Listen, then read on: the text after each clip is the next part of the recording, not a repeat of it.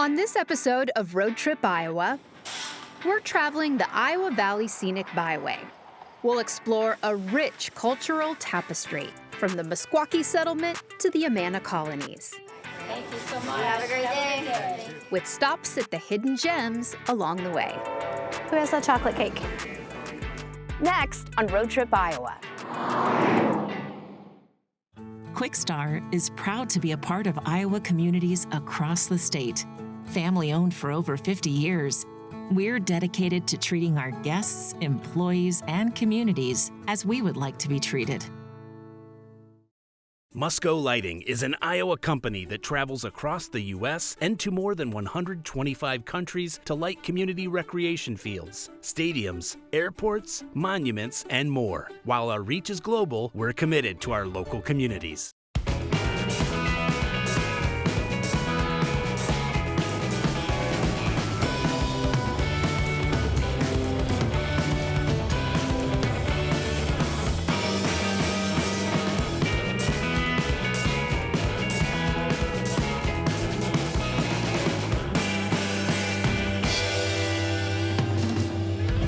The Iowa Valley Scenic Byway spans 77 miles through the Iowa River corridor, going through Tama, Benton, and Iowa counties. Multiple ethnic communities have settled along this trail dating back centuries.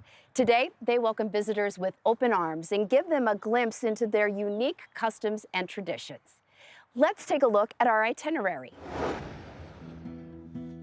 We'll visit an organic garden on a Native American settlement. Take a drive through Iowa's own Bohemian Alps. Stop at a historic roadside cafe and explore a group of villages that were once part of a communal society. But first, we take a detour just north of the byway to the small town of Traer, where one woman's seasoned hobby brought a little flavor to the community.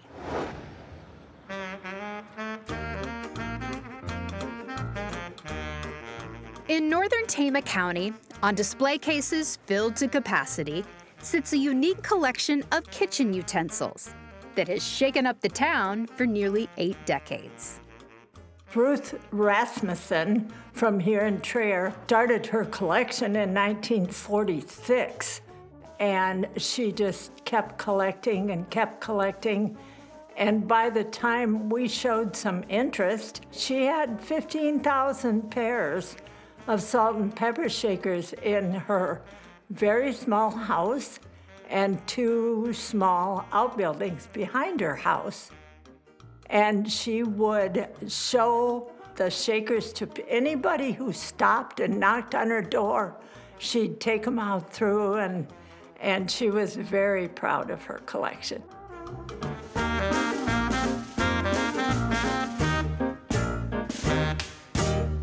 Rasmussen bought her first set of shakers in 1946 during a visit to the Brookfield Zoo outside Chicago.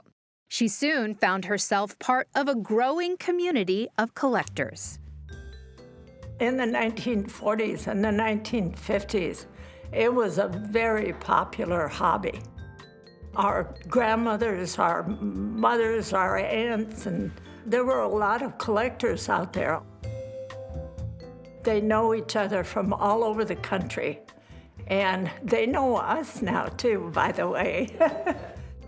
By 1973, Rasmussen had acquired 10,000 sets.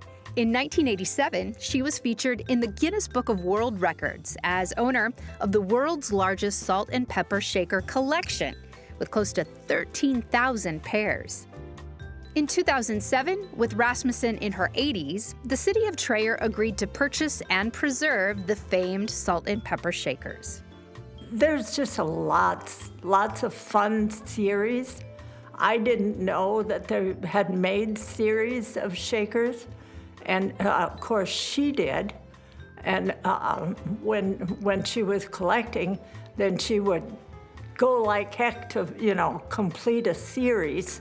And we didn't even really appreciate that until we started working with the collection ourselves. From 1946 until 2008, she wrote every purchase down. a description, what she paid for them, when she bought them. We just were bowled over by her.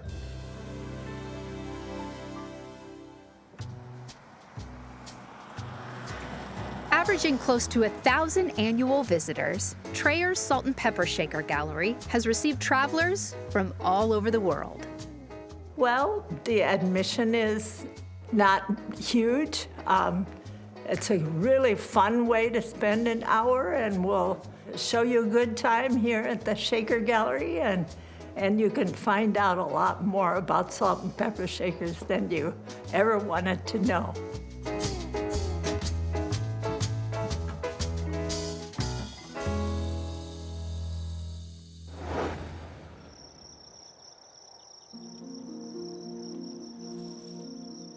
The Iowa Valley Scenic Byway traces a stretch of the Iowa River known as the Iowa River Corridor.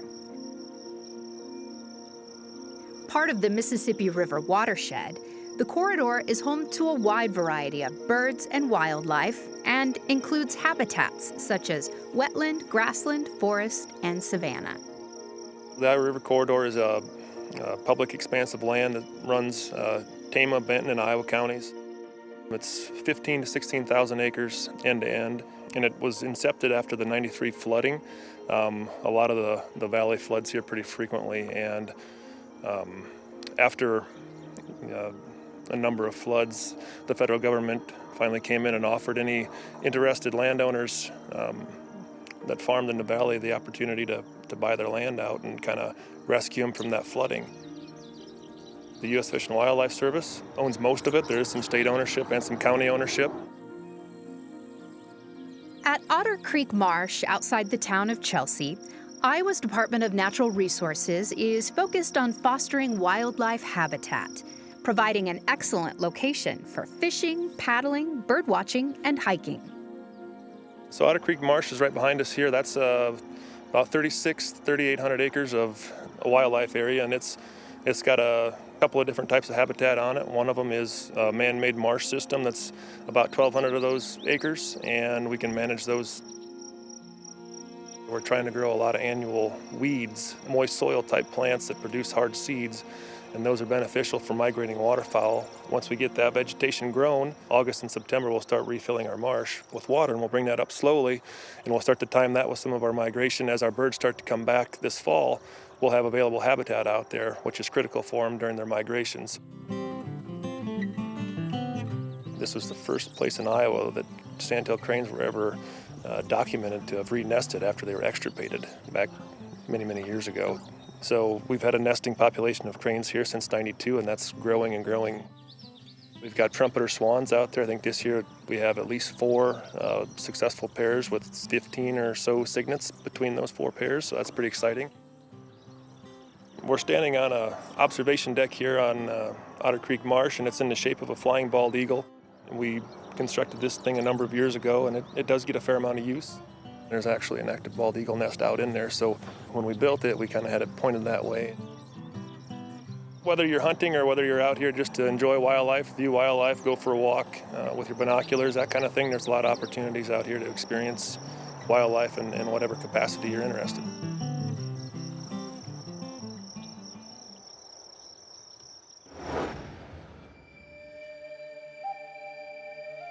Before Tama was a county and Iowa was a state, the Meskwaki people of the Sac and Fox tribe of the Mississippi and Iowa settled in the Iowa River Valley. The tribe formally purchased land near Tama in 1857 and governs itself still today. Pull off the byway at the Meskwaki Cultural Center and Museum to learn the history of the Sac and Fox tribe.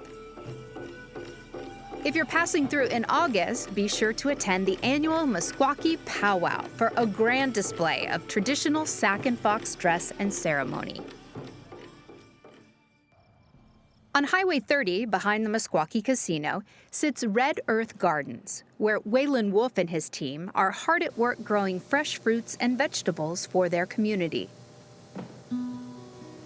Red Earth Gardens started in 2013 as part of the Meskwaki Food Sovereignty Initiative. You know, they wanted to bring in more healthy foods for our community. Yep, they wanted to go with our old traditional ways of growing, all natural, you know, some call it organic. We also use it as a community get-together, like everybody to gather, make a big meal, bring everybody together. Behind us, we have 3 fields of melons and squash mixed together, 6 different varieties of beans. Behind you, we got garlic and potatoes. And in the distance there, we got some sweet corn. Right here, we got jalapenos. We got 3 different varieties of bell peppers. On the trellis here, we have 2 rows of snap peas and 2 rows of Vortex green beans. Wolf took over the garden in 2022 after 16 years working in the Meskwaki Bingo Casino Hotel. It is hard work. We don't mind the heat, we don't mind the sun, but trying to keep up with the weeds, trying to keep up with when things grow, when to harvest it, you know, not relying on the rain. My personal goals are to actually get people here. I want volunteers here, you know, I want to see them from seed to finish, you know. I want people out here getting healthy, getting some sun, showing how we grow it, you know, so they can take it home and start their own gardens. You know, the name Red Earth Gardens came from the word Meskwaki, the Red Earth people. We're a pretty close-knit community, and, you know, we take care of Mother Earth and she takes care of us. You know what I mean? That's pretty much how it works. North of the byway in Cloutier sits a modest shelter which was never intended to attract visitors. Cloutier's Old Town Jail dates back to 1901. In 1914, it was burned by a detainee locked inside. The town rebuilt and used this 2-room cooler until the late 1950s. Step inside the joint for a rare photo opportunity and celebrate the fact that you're just visiting. If you're a road tripper who likes the scenic route, head to eastern Tama County for the Iowa Czech Trail. Stretching from Cloutier to Chelsea, these rolling hills are known locally as the Bohemian Alps.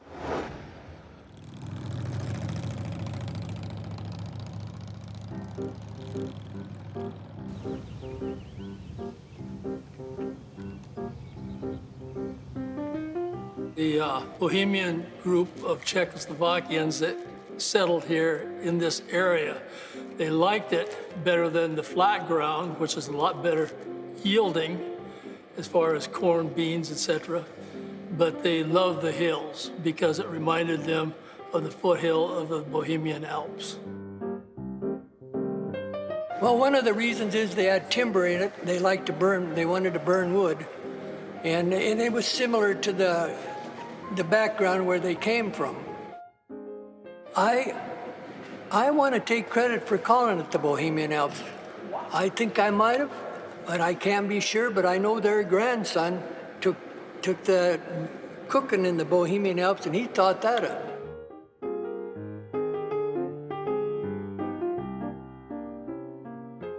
Well, I can tell you as a transplant, most of the names are not familiar to us, and sometimes hard to say. Ron Brea. I'm Richard Hushek. I'm Phyllis Hushek. I'm Bev Vesely, and Vesely means happy. I married a Vesely, and the Vesleys have deep roots here, plus the Postokas. They both ran general stores here. Great-grandfather Postoka was a postmaster. So lodge was very important, especially Memorial Day was a very big celebration here. They had their lodge meetings and they had secret passwords to get in, and people come from Czech and they sat in this area. Their families came and their friends came and they just all settled around.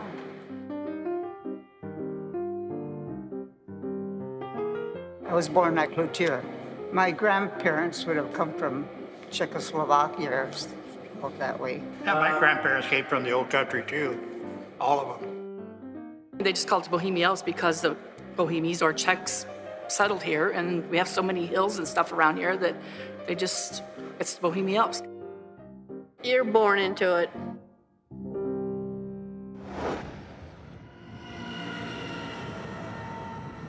Southeast of the Czech Trail, near the small town of Belle Plaine, The Iowa Valley Scenic Byway overlaps with the historic Lincoln Highway. For nearly a century, locals, motorists, and cross-country travelers have stopped for 3 square meals and even an overnight snack at the Lincoln Cafe.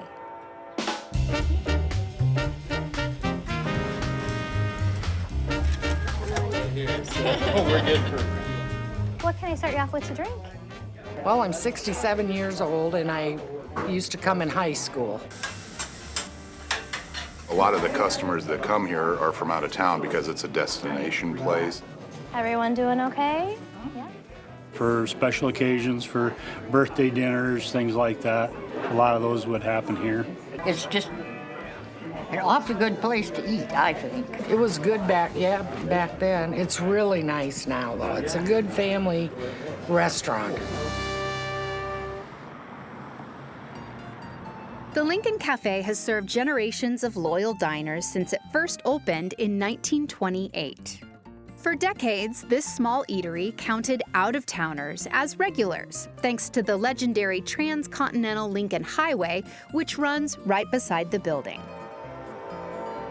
Belle Plaine's status as a railroad hub also meant that steam engine crews came through the cafe doors at all hours of the night for a hot cup of coffee and a warm meal. Do we want any more coffee? Owners Jimmy and Christy Lamani purchased the cafe in 2010 after it had sat closed for a period of time. They immediately set about putting new life into this classic diner. We were in Tama for about 9 years, a little bit over 9 years, and we had a lot of customers from Belle Plaine, so after the Highway 30 switched and the business kind of went down a little bit, and we took it over. It was closed for about 2 years, so we had to do a lot of renovation. Who has the chocolate cake? Ooh, thank you. I believe it was established in another location, and then it moved here in the late 1920s. It's just had several owners over the years. So it's definitely been a main staple of Belle Plaine. They were really happy. They wanted this place going, just like it was before. I've been coming probably since I was born. I remember coming up after church, coming up, eating all-you-can-eat chicken and potatoes and coleslaw and everything. My favorite dish is all-you-can-eat walleye. Oh gosh, I eat a hamburger and fries. Tenderloin's always good. Usually I get a skillet if we come in the morning, but I switched things up today. Hamburger and fries. My favorite meal here is probably the beer battered chicken strips.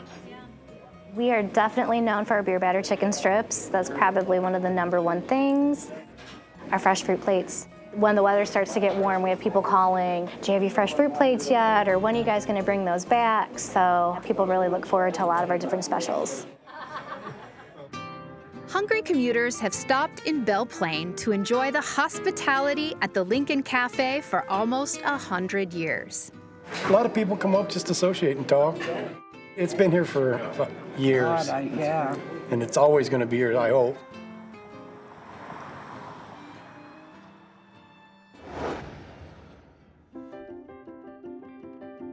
At its eastern end, the Iowa Valley Scenic Byway is anchored in the Amana colonies, 7 villages of living history which tell the tale of a communal society of German immigrants. Members of a Christian order called the Community of True Inspiration arrived in Iowa in 1855 seeking religious freedom and fertile land.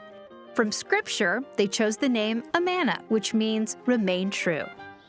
For almost 80 years, the Amana colonies were an interdependent society where property was shared, no one earned a wage, and the community provided for everyone's needs. I'm here at the Amana General Store, which has been around since 1857. Today it serves as both a gift shop selling artisan goods and also a history museum. Let's take a look inside.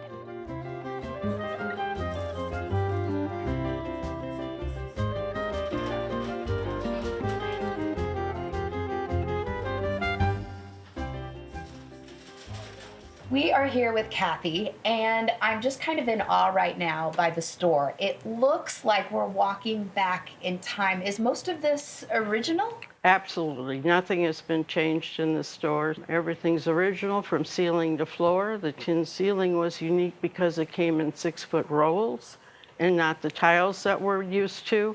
Counters and display cases are also original. We've just turned them so you can go behind the counters all the way around the store. We're noted for our locally handcrafted products, but we also import our German Christmas decorations, and they come from a little village in Germany. We have the little guys up here in front, and we keep the bigger ones in the back. So we're walking back in time. Take us back to the time when a lot of the Germans who were coming to the United States because of religious freedom. Tell us about the community that they helped create here in Amana. Well, it was a communal organization, and it was, like I like to say, the Three Musketeers. It was all for one and one for all. They had communal kitchens. They did not have kitchens in their homes. I think Amana had 9 kitchens to serve because they could do 30 to 40 people, and they ate 5 times a day. How is that way of living still present here in Amana today? Well, we're proud of our area. It's very scenic and serene, very quiet here, and our flowers in our gardens still look very nice. Church, of course, is something that we do together, and it's still done the old way. We would be compared to a German Lutheran, but we're not. Our religion is called the Community of True Inspiration. Kathy, thanks so much for the history lesson. Well, you're welcome. Let's go see more of the Amana colonies.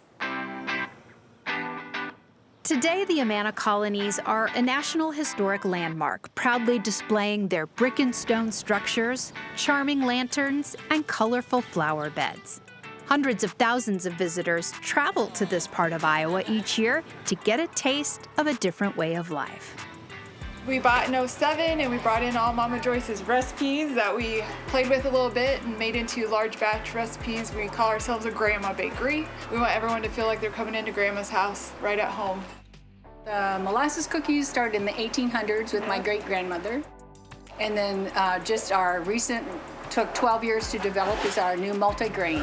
Thank you so much. Have a great day. Thank you. We were at the Amana Meat Market. It's been here since 1855. Every village used to have their own butcher shop. We're still in operation. We have most of the meat brought in now, and then we just go ahead and use all the old-time recipes. As the communal society dissipated in the 1930s, the Amana community celebrated their heritage by sharing it with others.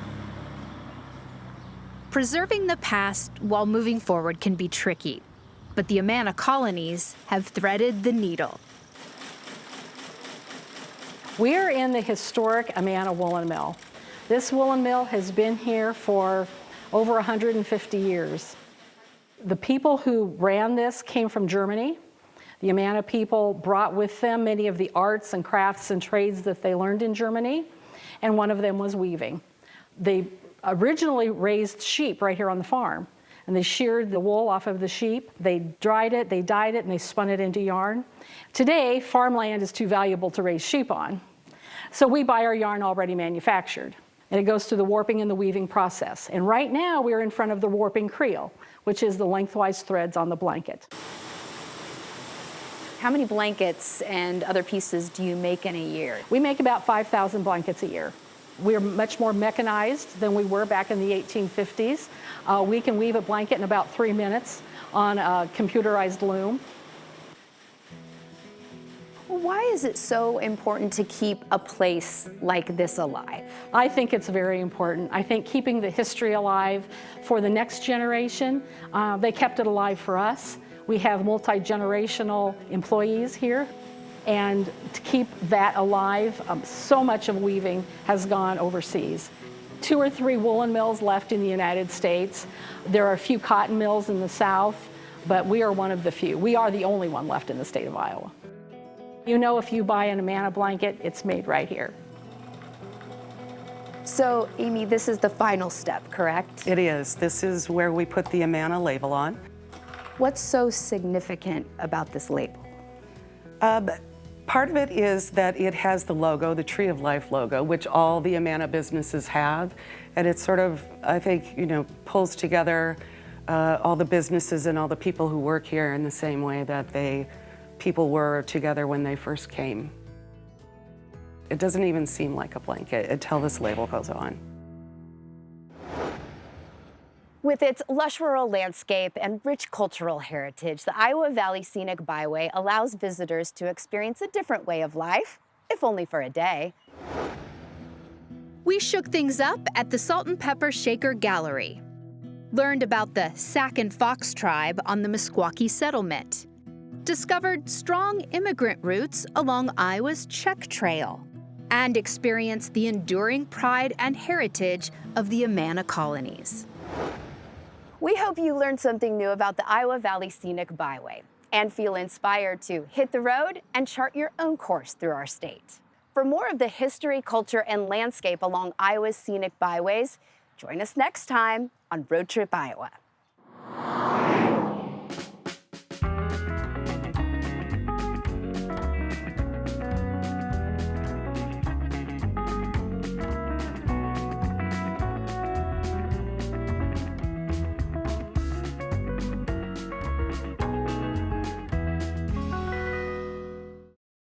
Quickstar is proud to be a part of Iowa communities across the state.